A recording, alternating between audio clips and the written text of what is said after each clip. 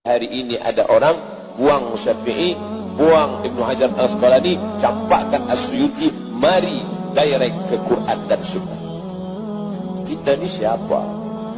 Imam Syafi'i belajar bahasa Arab di Bani Huzail 20 sanah, 20 tahun belajar Al-Quran untuk memahami Quran dan hadis, baru boleh berijtihad. Mari kembali kepada Quran dan Sunnah. Kalimatul haq urida bihil batil. Kalimatnya hak, betul, benar, tapi maknanya batil. Siapa yang sanggup langsung direct kembali kepada Quran dan Sunnah? Mana kita sanggup? Mari kembali kepada Quran dan Sunnah. Awak hafaz hadis berapa? Ada 3 hadis. Itu pun kalau laptop hidup. Kalau mati, baca sanad hilang matan, baca matan hilang sanad. Habis lowbat bateri, hilang semuanya.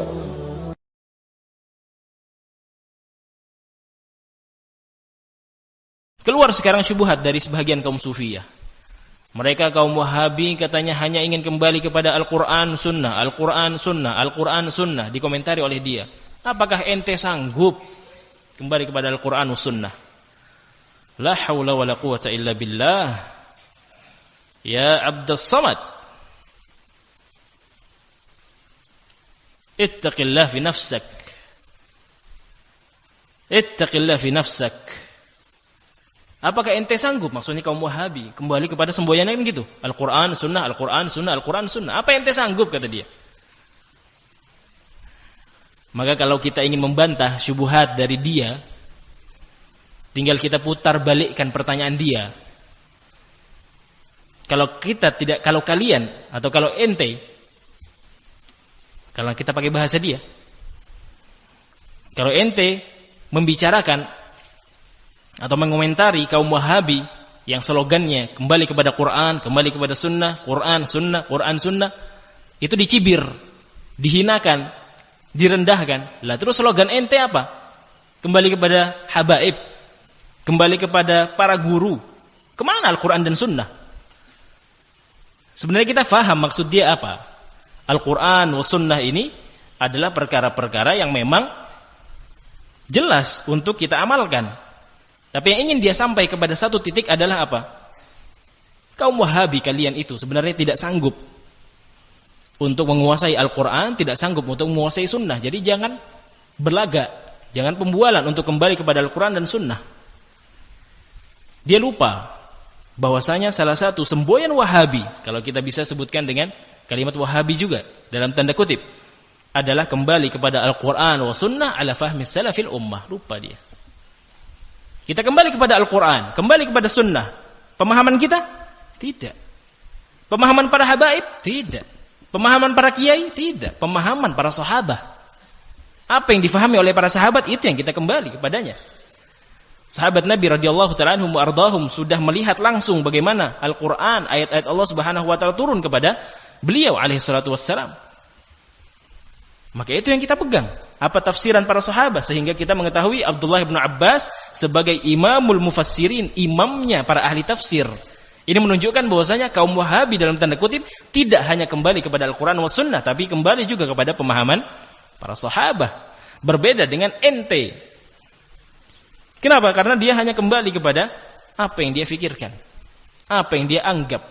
Terkadang dia kembali kepada kalam a'immah, Asy-Syaukani, Asy-Syafi'i. Tapi kembali itu ke hawa nafsunya. Kalau kalam a'immah, ucapan a'immah ternyata mencocoki hawa nafsunya, diambil. Ini salah satu ciri ahlul bid'ah wal ahwa.